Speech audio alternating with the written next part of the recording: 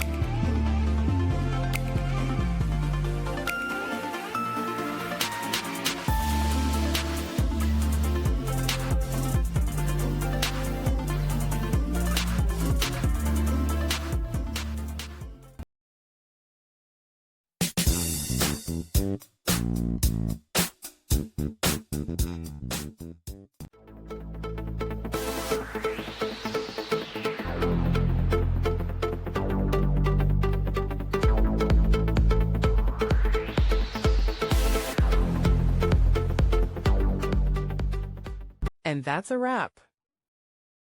I hope you found the answer you were looking for. If you did, take a second to hit that subscribe button. It really helps out. And let me know in the comments which solution worked best for you. See you next time in the debug zone.